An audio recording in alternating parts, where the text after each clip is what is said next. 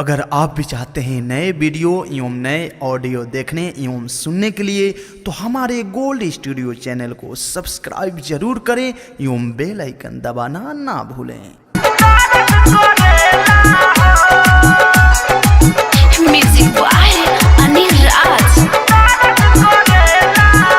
सखी हारे ना दम मारे रोज रोज बलम, सखी हारे ना दम मारे रोज रोज बलम, शुरू करेला खेला हो बड़ा दर्द करेला हो, शुरू करेला खेला हो बड़ा दर्द करेला हो। सखी हारे ना दम मारे रोज रोज बलम, शुरू करेला खेला हो बड़ा दर्द करेला हो, शुरू करेला खेला हो बड़ा दर्द करेला हो, बड़ा दर्द करेला हो।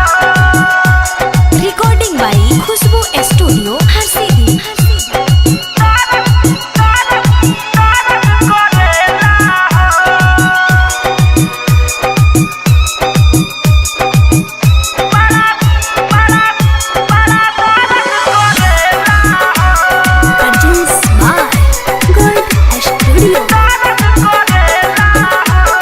धरेला जबया कावारी, मुहावा से निकले गारी, खटनी खाटा देला जबरन, करेला उरांगदारी। बात माने ना मोर लागल कदेला भोर, नीचे तकिया धरेला हो बड़ा दर्द करेला हो, शुरू करेला खेला हो बड़ा दर्द करेला हो, बड़ा दर्द करेला हो।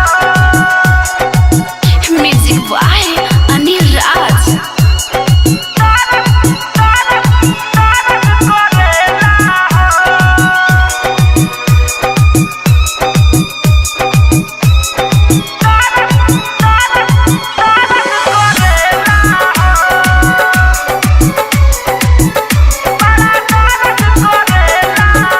बुझे मिहरी के दुख हो नाही, मोरा भतरा के रोज रोज चाही, रतिया में मना करिले आलोक मचावे तबाही।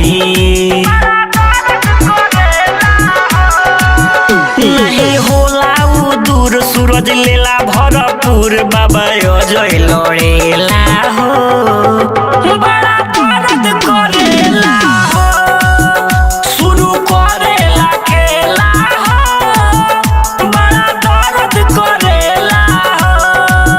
सखी हारे ना दम मारे रोज रोज बलम, शुरू करेला खेला हो